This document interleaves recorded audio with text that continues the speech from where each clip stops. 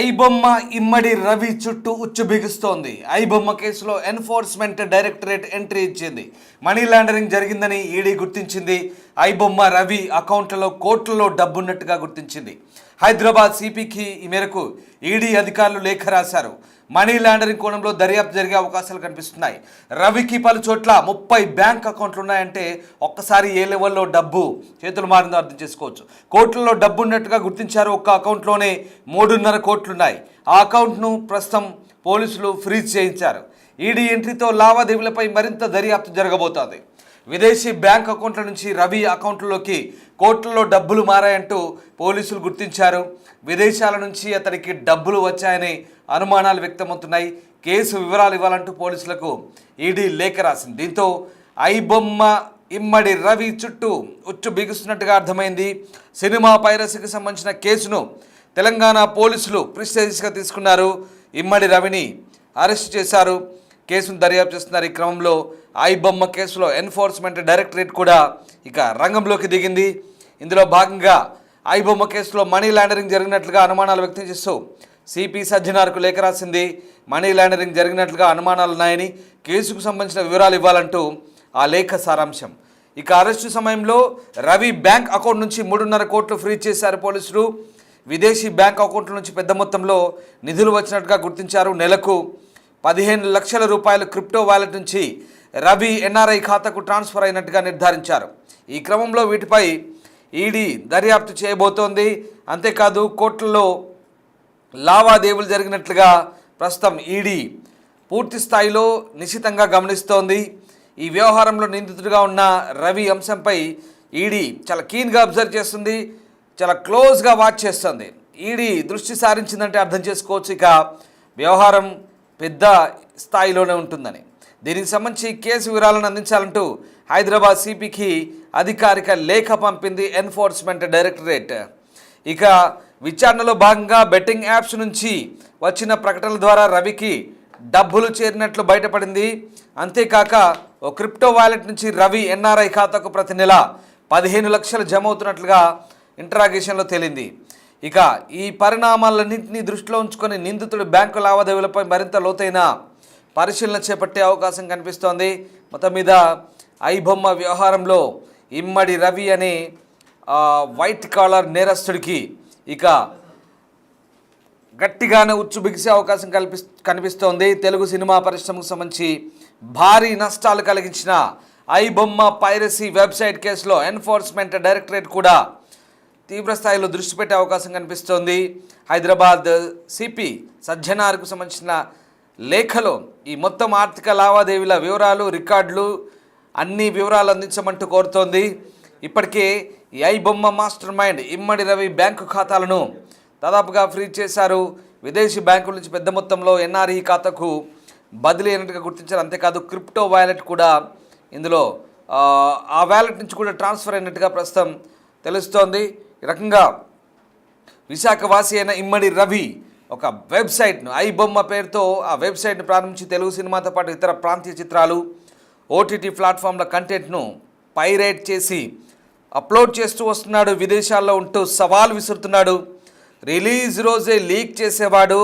నిర్మాతలకు అలాగే చిత్ర పరిశ్రమలకు దమ్ముంటే పట్టుకోండిరా అంటూ సవాలు విసిరేంత స్థాయికి ఎదిగాడు. ఏకంగా కరేబియన్ దీవుల్లో విదేశాల్లో ఉంటూ ఛాలెంజ్ చేస్తూ తెలుగు సినీ పరిశ్రమనే కాదు అసలు భారత చిత్ర పరిశ్రమకి ఒక రకంగా సవాల్గా మారాడని చెప్పాలి. 65 మిర్రర్ సైట్లు, బప్పం టీవీ వంటి ఎక్స్టెన్షన్ ద్వారా ఈ మొత్తం వ్యవస్థను నడిపాడు. ఈ సైట్లపై అక్రమ బెట్టింగ్ ప్లాట్ఫామ్లకు కూడా లింకులు ఇచ్చి యూజర్లను డైవర్ట్ చేసి మరింత డబ్బు సంపాదించినట్టుగా పోలీసులు ఆరోపిస్తున్నారు. అతని కంప్యూటర్ సైన్స్ బ్యాక్గ్రౌండ్తో క్లౌడ్ ప్లేయర్ వంటి సిడిఎన్లు ఉపయోగించి సర్వర్లను అమెరికా, నెదర్లాండ్స్, స్విట్జర్లాండ్స్ మధ్య మార్చుకొని ట్రాక్ అవ్వకుండా ఉంచాడు. భారతీయ పౌరసత్వాన్ని వదిలేసి సెయింట్ కిట్స్ పౌరుడైన రవి అంటే వెస్టిండీస్లో పౌరసత్వం తీసుకొని ఫ్రాన్స్లో నివసిస్తున్నాడు. దుబాయ్, థాయిలాండ్, యుఎస్ఏ మధ్య తిరుగుతూ విలాసవంతమైన జీవితం గడుపుతూ తెలుగు సినిమా పరిశ్రమనే కాదు భారతీయ చిత్ర పరిశ్రమనే గడగడలాడిస్తున్నాడు ఈ వైట్ కాలర్ క్రిమినల్ ఇమ్మడి రవి. ఎస్, ఒకసారి మా కొలీగ్ సురేష్తో జాయిన్ అవుదాం. మా సీనియర్ కొలీగ్ సురేష్ నాతో జాయిన్ అవుతున్నారు. సురేష్, ఇమ్మడి రవి అనే ఒక ఈ వైట్ కాలర్ క్రిమినల్ ఎట్టకేలకు పోలీసులు పట్టుకున్నారు. చాలా తెలివిగా ఇందాక నేను చెప్పిన డీటెయిల్స్ అన్నీ కూడా ఆడియన్స్కి మనం వ్యూవర్స్కి చెప్పే ప్రయత్నం చేసాం, ఆల్రెడీ అందరికీ తెలుసు. బట్ ఇప్పుడు ఈడీ ఎంట్రీ ఇచ్చింది తాజాగా. ఎందుకంటే క్రిప్టో వాలెట్ నుంచి వీడి ఎన్ఆర్ఐ అకౌంట్లకు డబ్బులు రావడం, దాదాపు 35 పైగా అకౌంట్లు ఉన్నట్టుగా ఓవరాల్గా కోట్లలో విదేశీ ఖాతాల నుంచి వీడి ఖాతాలోకి జమైనట్లుగా ఈడీ భావిస్తోంది. అందుకు తగ్గట్టుగా వివరాలు ఇవ్వమంటూ సిపిని కోరినట్టుగా తెలుస్తోంది. సో ఈ కేసు ఏ మలుపు తీసుకునే అవకాశం కనిపిస్తోంది? వాట్ నెక్స్ట్, ఏం జరగబోతోంది?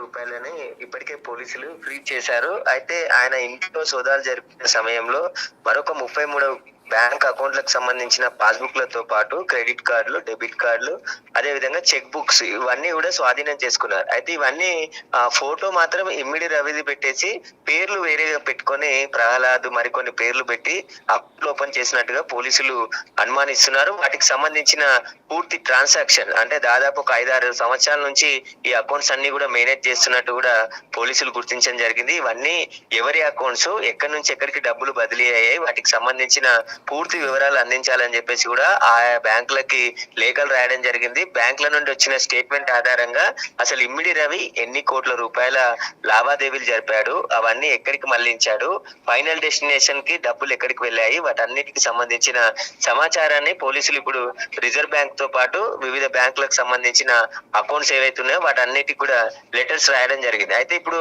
అధికారికంగానే 4 అకౌంట్లలో గత 5 సంవత్సరాల నుంచి 20 కోట్ల రూపాయల ట్రాన్సాక్షన్ ఇమ్మిడి రవి చేసినట్టు పోలీసులు ఇప్పటికే గుర్తించారు. ఇమ్మిడి రవి 20 కోట్లు కాదు, దాదాపు 100 కోట్ల పైననే ఆయన అకౌంట్లలోనే ట్రాన్స్ఫర్ అయినట్టు పోలీసులు అనుమానిస్తున్నారు. కాబట్టి ఇప్పుడు 100 కోట్ల రూపాయలని ఎక్కడికి ట్రాన్స్ఫర్ చేశాడు, ఎక్కడికి మళ్లించాడు, ఫైనల్ గా ఎక్కడ ఆస్తులు కొనుగోలు, హైదరాబాద్ లో కూడా భారీగా ఆస్తులు కొనుగోలు చేసినట్టు పోలీసులు అనుమానిస్తున్నారు. కాబట్టి హైదరాబాద్ లో ఎక్కడెక్కడ ప్రాపర్టీస్ కొన్నాడు, వాటికి సంబంధించిన వివరాలన్నిటిని కూడా సేకరించే పనిలో పోలీసులు దర్యాప్తు చేస్తున్నారు. ఇక రవి లైఫ్ స్టైల్ అంతా కూడా చాలా లగ్జరీగా ఉండేది. ఇల్లు కూడా చాలా సొంత ఇల్లు కుకట్పల్లిలో అరెస్ట్ చేసిన సమయంలో ఉన్న ఇల్లు కూడా సొంత ఇల్లు, ఇంకా 4-5 ఇల్లు హైదరాబాద్ లో కొనుగోలు చేసినట్టు పోలీసులు ఇప్పటికే గుర్తించారు. అయితే ఇవి కాకుండా పార్ట్నర్స్ ఈ ఇమ్మిడి రవికి సంబంధించి ఐబొమ్మ వెబ్సైట్ తో పాటు కొన్ని వెబ్సైట్లను క్రియేట్ చేసి పెట్టుకున్నాడు. ఏ వెబ్సైట్ డౌన్ అవుతుందో మళ్ళీ తిరిగి ఇంకో వెబ్సైట్ ని అప్లోడ్ చేస్తూ ఆ వెబ్సైట్ ద్వారా సినిమాలని అప్లోడ్ చేస్తున్నట్టు కూడా పోలీసులు గుర్తించారు జరిగింది. కాబట్టి ఇమ్మిడి రవికి సంబంధించిన పార్ట్నర్స్ విదేశాలలో ఉన్నట్టు తెలుస్తుంది.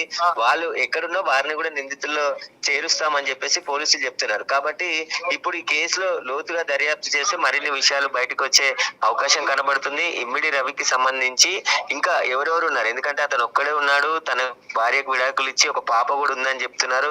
ఆ పాప భార్య ఎక్కడున్నారు, అసలు విదేశాల్లో ఉంటారని చెప్పేసి పోలీసులకి రవి చెప్తున్నట్టు తెలుస్తుంది. తన తండ్రితోనే ఒక 6 నెలలకు ఒకసారి లేదంటే సంవత్సరానికి ఒకసారి ఫోన్ లో మాట్లాడేవారు, కానీ తండ్రిని కూడా ఎప్పుడు కలవలేదు అని చెప్పేసి ఈ మధ్య కాలంలో పోలీసులు గుర్తించారు. కాబట్టి ఇప్పుడు ఆ భార్యకు సంబంధించిన వివరాలను కూడా ఆరా తీసే ప్రయత్నం చేసినప్పుడు ఆమె విదేశాల్లో ఉన్నట్టు రవి చెప్తారని చెప్పేసి కూడా పోలీసులు చెప్తున్నారు. కాబట్టి ఇప్పుడు కస్టడీ పిటిషన్ వేస్తారు. కస్టడీలో తీసుకొని విచారిస్తే మరిన్ని విషయాలు కూడా బయటకు వచ్చే అవకాశం కనబడుతుంది. ఈ రవికి సంబంధించిన వెబ్సైట్లు క్రియేట్ చేయడం కావచ్చు, ఇంకా బయట నుండి ఎవరెవరు సపోర్ట్ చేశారు, రవి నేరుగా పైరసీ కాకుండా థర్డ్ పార్టీ నుండి కొనుగోలు చేసి ఓటీటీ ప్లాట్ఫామ్ లో ఉన్నటువంటి కంటెంట్ అంతా కూడా డౌన్లోడ్ చేసి వారి దగ్గర నుంచి డబ్బులకు కొనుగోలు చేసి ఇదంతా అప్లోడ్ చేశారు. ఆ తర్వాత పబ్లిక్ సంబంధించిన డేటాను అంతా కూడా తీసుకొని బెట్టింగ్ యాప్స్ నిర్వాహకులు ఎవరైతే ఉన్నారో వాటన్నిటికి కూడా ఐబొమ్మ గానీ, బొప్పం టీవీ గానీ వీటన్నిటికి సంబంధించి అడ్వర్టైజ్మెంట్లు ఇచ్చేవాడు. ఆ అడ్వర్టైజ్మెంట్ ద్వారా కూడా బెట్టింగ్ యాప్ల నుంచి పెద్ద ఎత్తున డబ్బులు వచ్చినట్టు పోలీసులు. సురేష్, మీరు చెప్తున్న వివరాల ప్రకారం దాదాపుగా ఒక 35 బ్యాంక్ అకౌంట్లను ఐడెంటిఫై చేసినట్టుగా పోలీసులు చెప్తున్నారు.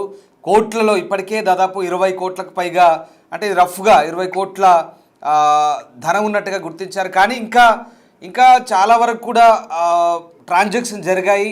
వాటి డీటెయిల్స్ అలాగే ఇప్పుడు సిపి ఇచ్చే వివరాల ఆధారంగా ఏ బ్యాంకులకి ఎక్కడెక్కడ విదేశీ బ్యాంకులు, స్వదేశీ బ్యాంకులు కావచ్చు, ఇవన్నీ కూడా ఆ డీటెయిల్స్ అన్నీ లాగి మనీ లాండరింగ్ పిఎంఎల్ఏ యాక్ట్ కోణంలో ఆ యాంగిల్లో ఇప్పుడు ఈడీ దర్యాప్తు జరగబోతుందా? అంటే కంప్లీట్గా వచ్చిన ఆదాయాన్ని అంతా కూడా మనీ లాండరింగ్ చేసి లాండరింగ్ యాంగిల్లో అదంతా కూడా క్లీన్ చేసినట్టుగా భావిస్తున్నారా? ఏం జరుగుతుంది? సో తద్వారా ఇప్పుడు ఎలాంటి డీటెయిల్స్ వచ్చే అవకాశం ఉంది?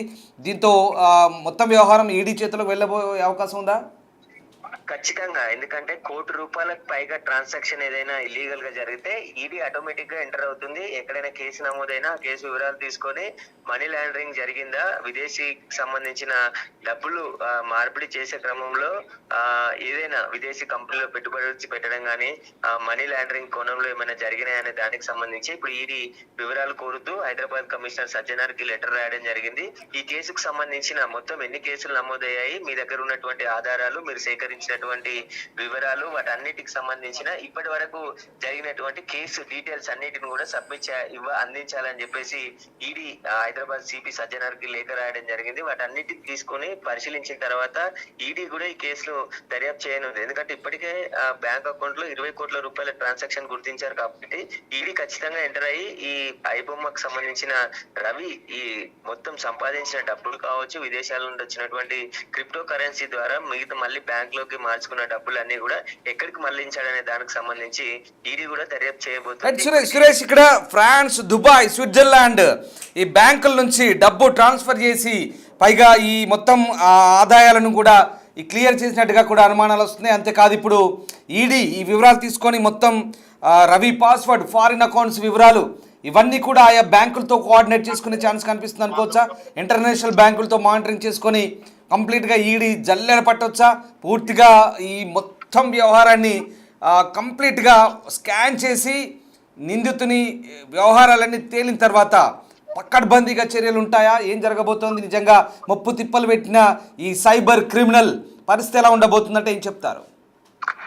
అంటే ఇప్పుడు ఈ రవియే ఈ అంతా నెట్వర్క్ నడిపించినట్టు పోలీసులు ఆధారాలు సేకరించారు టెక్నికల్ గా. ఎందుకంటే రవి బ్యాంక్ ట్రాన్సాక్షన్స్ కావచ్చు, ఆయన వెబ్సైట్ ఆపరేటర్ చేసినటువంటి సర్వర్స్ కావచ్చు, ఇవన్నీ కూడా టెక్నికల్ గా రవి ఐబొమ్మ నిర్వహిస్తున్నట్టు పోలీసులు ఆధారాలు సేకరించి రిమాండ్ రిపోర్ట్ లో కూడా కోర్టుకు అదే విషయం చెప్పడం జరిగింది. కాబట్టి ఈడీ కూడా ఇప్పుడు మనీ లాండరింగ్, ఎందుకంటే కోట్లాది రూపాయలు రవి అకౌంట్ లోకి వచ్చాయి కాబట్టి అవన్నీ ఎక్కడికి వెళ్ళాయి, ఏం చేశాడు, ఇంకా రిజర్వ్ బ్యాంక్ కు సంబంధించిన వివరాలన్నీ కూడా అంటే ఈ బ్యాంక్ అకౌంట్స్ కి సంబంధించి పూర్తి వివరాలు అందించాలని పోలీసులు ఇప్పటికే రిజర్వ్ బ్యాంక్ తో పాటు ఆయా బ్యాంకులకు కూడా లేఖలు రాయడం జరిగింది. ఇప్పుడు ఈడీ కూడా సేమ్ రవికి సంబంధించిన ట్రాన్సాక్షన్స్ అన్ని కూడా ఎలా జరిగాయి, అతను మనీ లాండరింగ్ ఏమైనా పాల్పడ్డా, విదేశాలలో నుంచి ఉంటున్నాడు కాబట్టి విదేశాలకు సంబంధించి ఇండియా పౌరసత్వం రద్దు చేసుకొని ఇతర దేశానికి సంబంధించిన పౌరసత్వం తీసుకున్నాడు కాబట్టి ఖచ్చితంగా తాను విదేశాలు తిరుగుతూ ప్రతి నెల ఒక్కొక్క కంట్రీ నుంచి ఇంకో కంట్రీకి తిరుగుతూ లగ్జరీ జీవితం గడుపుతున్నట్టు కూడా పోలీసులు గుర్తించారు. ప్రజెంటే ఆయన అకౌంట్ లో 3.5 కోట్ల రూపాయల నగదును ఫ్రీజ్ చేశారు కాబట్టి మిగతాదంతా కూడా ఈ 4 అకౌంట్ లో 20 కోట్ల రూపాయల ట్రాన్సాక్షన్ జరిగిందని చెప్పేసి పోలీసులు అధికారికంగా గుర్తించారు. కాబట్టి ఈ 20 కోట్లే కాదు, ఇంకా ఇప్పుడు 33 అకౌంట్లకు సంబంధించి ఏవైతే బ్యాంక్ పాస్బుక్లు దొరికాయో వాటన్నిటిని కూడా విశ్లేషిస్తే 100 కోట్ల మార్కు కూడా దాటే అవకాశం ఉంటుంది. అవన్నీ కూడా ఏం జరిగింది, రవికి సంబంధించి మొత్తం బెట్టింగ్ యాప్స్ లతో ఎవరెవరితో లింకులు ఉన్నాయి, బెట్టింగ్ యాప్స్ కి సంబంధించి పెద్ద ఎత్తున డబ్బులు తీసుకున్నాడు, పబ్లిక్ డాటాని కూడా కలెక్ట్ చేసి ఆ డాటాని బెట్టింగ్ యాప్స్ నిర్వాహకులకు అందించాడని చెప్పేసి కూడా మిగతా ఎవరికైనా ఉంటే వారికి అమ్ముకున్నాడు అనే దానికి సంబంధించి కూడా పోలీసులు ఆరా తీస్తున్నారు. కాబట్టి ఇప్పుడు పోలీసులు ఇన్వెస్టిగేషన్ జరిగిన సంబంధించి ఇప్పటి వరకు అంటే రవిని అరెస్ట్ చేసి విచారించిన వరకు ఈ కేసు 6 నెలల నుంచి పోలీసులు ఇన్వెస్టిగేషన్ చేస్తున్నారు. గతంలో ఒక 10 మందిని అరెస్ట్ చేసి రిమాండ్కి తరలించారు. బీహార్ కి చెందిన ఆకాష్ అనే వ్యక్తి మొత్తం ఏదైతే సినిమా రెడీ అయ్యి సర్వర్ల నుండి సినిమా థియేటర్ కి వస్తుందో ఆ సర్వర్ని హ్యాక్ చేసి సినిమాలని పైరసీ చేశారు. కాబట్టి రవి మాత్రం ఎవరైతే ఓటీటీల నుంచి డౌన్లోడ్ చేసి తర్వాత వారి నుంచి పర్చేజ్ చేసి వెబ్సైట్లలో పెడుతున్నట్టు పోలీసులు గుర్తించారు. కాబట్టి ఇప్పుడు రవి మొత్తం ఆయన బ్యాంక్ అకౌంట్స్ కి సంబంధించి ఖచ్చితంగా మనీ లాండరింగ్ జరిగి ఉంటుందని చెప్పేసి ఈడీ అనుమానిస్తుంది. ఆ కోణంలోనే ఈడీ దర్యాప్తు చేయబోతున్నట్టు తెలుస్తుంది. పూర్తి ఆధారాలు సేకరించిన తర్వాత ఈడీ కూడా కస్టడీలోకి తీసుకొని రవిని విచారించే అవకాశం ఉంది. Right, yes, thanks for the update Suresh. So మొత్తం మీద ఇమ్మంది రవి ఐబొమ్మ నిర్వాహకుడు, ఇతను ఒక తెలివి మీరిన సైబర్ క్రిమినల్. ఏకంగా సినీ పరిశ్రమని గడగడలాడించి విదేశాల్లో ఉంటూ ఒక రకంగా ముప్పు తిప్పలు పెట్టిన ఈ సైబర్ క్రిమినల్ ఎటకెలకు పోలీసులకు చిక్కాడు. ఇక భారత పౌరసత్వాన్ని వదులుకొని సెయింట్ కిట్స్ పౌరుడయ్యాడు. ఇతను ఫ్రాన్స్లో నివసిస్తున్నాడు. దుబాయ్, థాయిలాండ్, యుఎస్ఏ మధ్య తిరుగుతాడు ఈ అంతర్జాతీయ నేరగాడు. ఒక రకంగా వీడి బ్యాంక్ అకౌంట్లు లావాదేవీలు చూస్తే కళ్ళు తిరిగిపోయాయి పోలీసులకే. నవంబర్ 14 హైదరాబాద్ వచ్చాడు. కూకట్పల్లి పోలీసులు అదుపులోకి తీసుకున్నారు. ఐబొమ్మ ద్వారా మొత్తం 20 కోట్లకు పైగా సంపాదించాడు. పోలీసులు 35 బ్యాంక్ ఖాతాలు, మల్టిపుల్ మొబైల్స్, ల్యాప్టాప్స్, హార్డ్ డిస్కులు, పెన్ డ్రైవ్లు, పాస్బుక్లు స్వాధీనం చేసుకున్నారు. ఇప్పటికే రవి బ్యాంకు ఖాతాల నుంచి 3.5 కోట్లు ఫ్రీజ్ చేశారు. మొదట్లో 1,60,00,000 తర్వాత మరిన్ని ఖాతాలు ఐడెంటిఫై చేసి మొత్తం 3 కోట్లకు పైగా బ్లాక్ చేశారు. పైరసీ నుంచి వచ్చిన అక్రమ ఆదాయాలను మనీ లాండరింగ్ ద్వారా క్లీన్ చేసినట్టుగా అనుమానిస్తున్నారు హైదరాబాద్ పోలీస్. ఈడీకి సమాచారం ఇచ్చారు. ఈడీ ఈ కేసు వివరాలు, బ్యాంక్ స్టేట్మెంట్లు, ట్రాన్సాక్షన్ రికార్డులు అందించమని సిపికి లేఖ రాసింది. దీని ఆధారంగా PMLA మనీ లాండరింగ్ యాక్ట్ కింద దర్యాప్తు ప్రారంభించారు. పోలీసులు కూడా మనీ లాండరింగ్ యాంగిల్ నుంచి కేసును పరిశీలిస్తున్నారు. బ్యాంకులతో సంప్రదించి మరిన్ని రికార్డులు సేకరిస్తున్నారు. దర్యాప్తులో తేలిన కీలక విషయాల్లో విదేశీ బ్యాంక్ అకౌంట్ల నుంచి రవి NRE ఖాతాకు పెద్ద మొత్తంలో నిధులు బదిలీ అయినట్టుగా గుర్తించారు. ఫ్రాన్స్, దుబాయ్, స్విట్జర్లాండ్ బ్యాంకుల నుంచి డబ్బు ట్రాన్స్ఫర్ చేసి పైరసీ ఆదాయాలను క్లియర్ చేసినట్లుగా అనుమానం వ్యక్తమవుతోంది. ఈ ట్రాన్సాక్షన్లను, పైరసీ సంపాదనలను డిజిటల్ కరెన్సీ ద్వారా దాచిపెట్టి తిరిగి లీగల్ ఛానల్స్కు మార్చినట్లుగా పోలీసులు గుర్తించారు. ఈ అంశాలపై ఈడీ విస్తృత దర్యాప్తు చేయనుంది. రవి పాస్పోర్ట్, ఫారిన్ అకౌంట్స్ వివరాలు స్వాధీనం చేసుకొని ఇంటర్నేషనల్ ఏజెన్సీలతో కోఆర్డినేట్ చేస్తున్నారు పోలీసులు. సో మొత్తం మీద విదేశాల నుంచి డబ్బులు ఈ ఖాతాల్లోకి జమైనట్టుగా పోలీసులు అనుమానిస్తున్నారు. ఇప్పటిదాకా నేను చెప్పిన డీటెయిల్స్ వింటుంటే బహుశా మీకు ఒక రకంగా దిమ్మ తిరిగే అంశాలు ఇవన్నీ కూడా. ప్రతి ఒక్కరికి కూడా, మీకని కాదు అందరికి కూడా దిమ్మ తిరిగే అంశాలు ఇవి.